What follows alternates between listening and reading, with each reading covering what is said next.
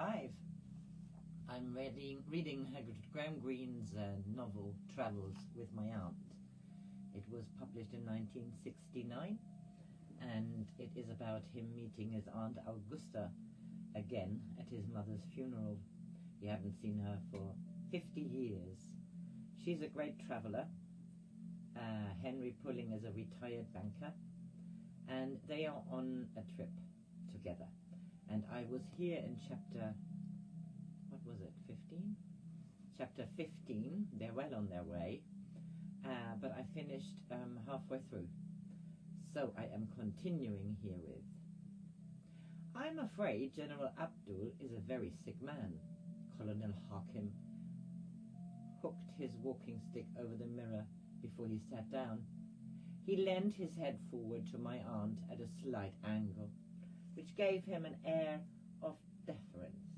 But I noticed that the real reason was a small hearing aid that he carried in his right ear. He was a great friend of you and Mr. Visconti, was he not? The amount you know, my aunt said with an endearing smile. Oh, it's my disagreeable business, the colonel said, to be a nosy harker. Parker. My English is rusty. You had me followed to the West Berlin Hotel, I asked. Oh, no. I suggested to the driver that he should take you there, Colonel Harkham said. I thought it might interest you and hold your attention longer than it did. The fashionable nightclubs here are very banal and international. You might just as well be in Paris or London, except that in those cities you would see a better show. Of course, I told the driver to take you somewhere else first. One never knows. Tell me about General Abdul, my aunt said impatiently. What is wrong with him? Colonel Harkham leant forward a little more in his chair and lowered his voice as though he were confiding a secret. He was shot, he said, while trying to escape. Escape? My aunt exclaimed. Escape from where? From whom? From me, Colonel Harkham said, with shy modesty, and he fiddled at his hearing aid. A long silence followed his words. There seemed nothing to say. Even my aunt was at a loss. She sat back against the cushions, with her mouth a little open. Colonel Harkham took a tin out of his pocket and opened it. Excuse me, he said. Eucalyptus and menthol. I suffer from asthma. He put a lozenge into his mouth and sucked. There was silence again until my aunt spoke. Those long lunges can't do much good, she said. I think it's only the suggestion. Asthma is a very nervous disease. The lozenges seem to alleviate it, but only perhaps because I believe they alleviated. He panted a little when he spoke. I'm always apt to get an attack when I'm at the climax of a case. Mr. Visconti suffered from asthma too, Aunt Augusta said. He was cured by hypnotism. I would not like to put myself so completely in someone else's hands. Of course, Mr. Visconti had a hold on the hypnotist.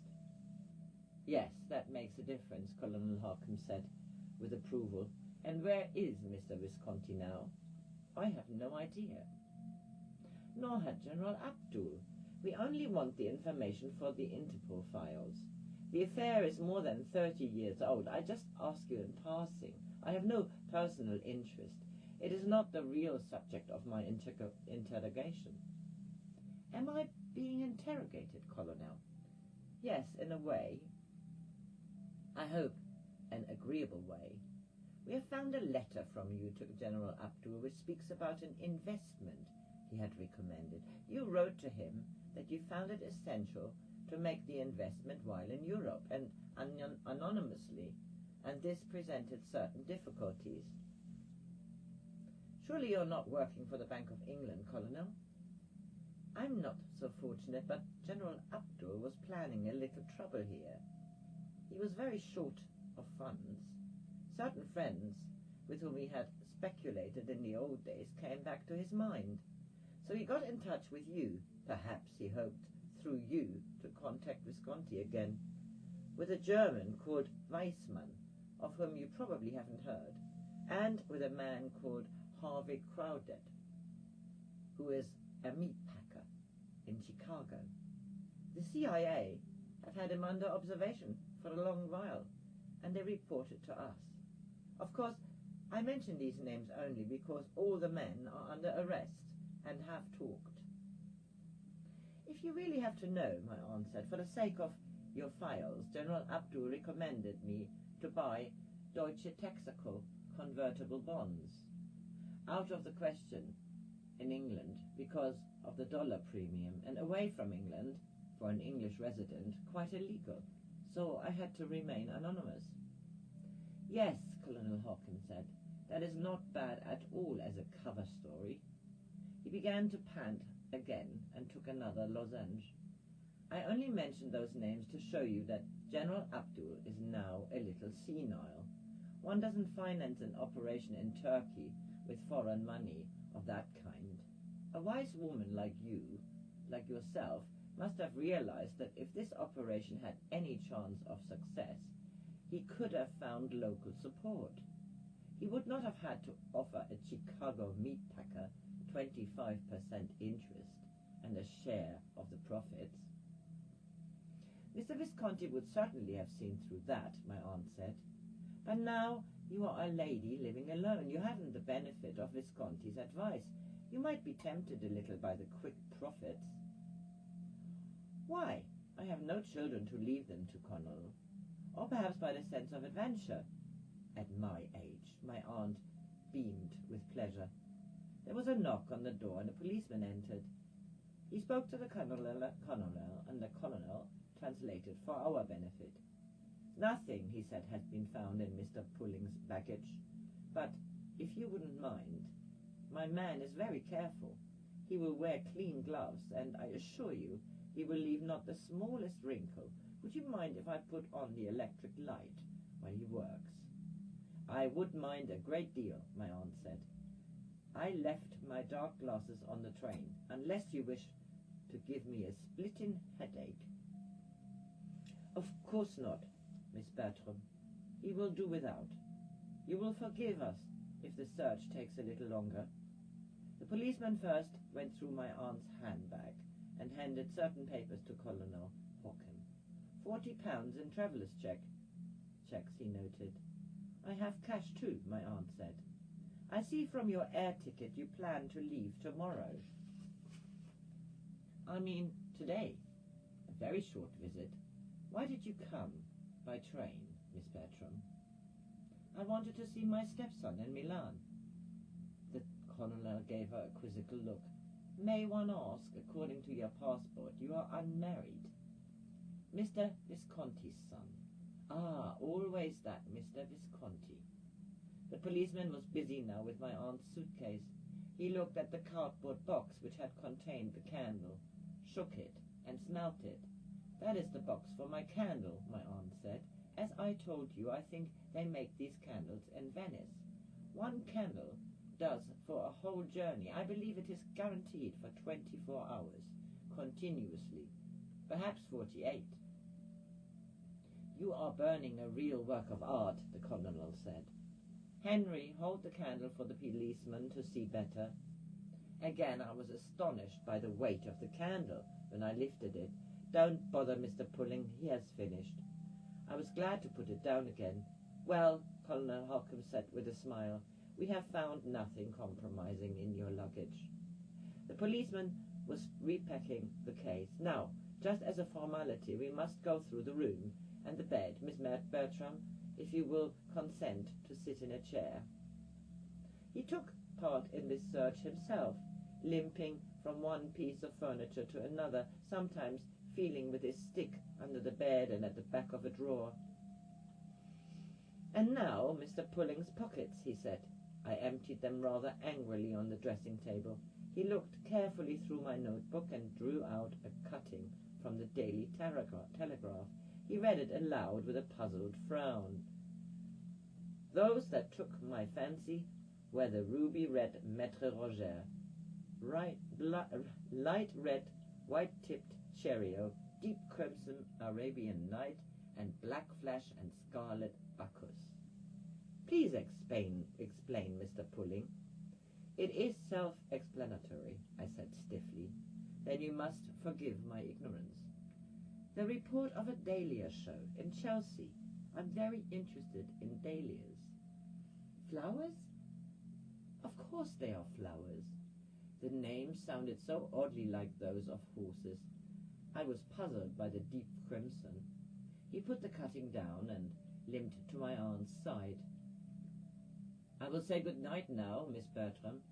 You have made my duty tonight a most agreeable one. You cannot think how bored I get with exhibitions of injured innocence.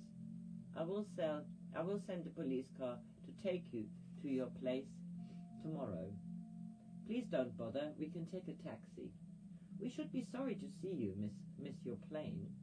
I think perhaps I ought to stop over one more day and see poor General Abdul. I'm afraid he's not allowed visitors. What is this book you are reading? What a very ugly fellow with a red fez. Has he stabbed the girl?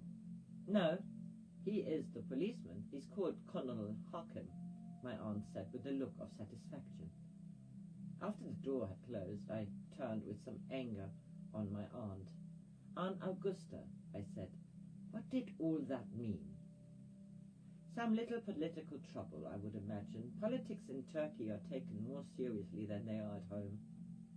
It was only quite recently that they executed a prime minister. We dream of it, but they act. I hadn't realized, I admit, what General Abdul was up to. Foolish of him at his age.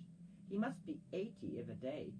But I believe in Turkey there are more centenarians than in other European countries.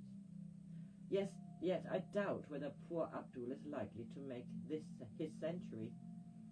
Do you realize that they are deporting us? I think we should call the British Embassy. You exaggerate, dear. They are just lending us a police car. And if we refuse to take it, I have no intention of refusing. We were already booked on the plane. After making my investment here, I had no intention of lingering around. I didn't expect quick profits, and 25% always involves a risk. What investment, Aunt Augusta? £40 in traveller checks? Oh, no, dear. I bought quite a large gold ingot in Paris. You remember the man from the bank? So that was what they were looking for. Where on earth have you hidden it, Aunt Augusta? I looked at the candle and I remembered its weight. Yes, dear, my aunt said. How clever of you to guess. Colonel Harkham didn't. You can blow it out now. I lifted it up again. It must have weighed nearly 20 pounds. What do you propose to do with this now? I shall have to take it back to England with me. It may be of use another time. It was most fortunate, when you come to think of it, that they shot poor General Abdul before I gave him the candle and not after. I wonder if he is really still alive. They would be likely to glide over any grisly detail like that with a woman. I shall have a mass set for him in any case, because a man of that age is unlikely to survive a bullet long. The shock alone, even if it were not in a vital part. I interrupted her speculations. You're not going to take that ingot back into England? Ingot? England? I was irritated by the absurd jangle which sounded like a comic song. Have you no respect at all for the law? It depends, dear, to which law you prefer. Like the 10 Commandments. I can't take very seriously the one about the ox and the ass. The English customs are not so easily fooled as the Turkish police. A used candle is remarkably convincing. I've tried it before. Not if they lift it up. But they won't, dear. Perhaps if the wick and the wax were intact, they might think they could charge me purchase tax. Or some suspicious officer might think it is a phony candle containing drugs. But a used candle? Oh no. I think the danger is very small, and there's always my age to protect me. I refuse to go back into England with that ingot. The jangle irritated me again. But you have no choice, dear. The colonel will certainly see us onto the plane, and there is no stop before London. The great advantage of being deported is that we shall not have to pass the Turkish customs again. Why on earth did you do it, Aunt Augusta? Such a risk. Mr. Visconti is in need of money. He stole yours. That was a long time ago. It will all be finished by now. So that was the end of chapter 15, and I read chapter 16 soon.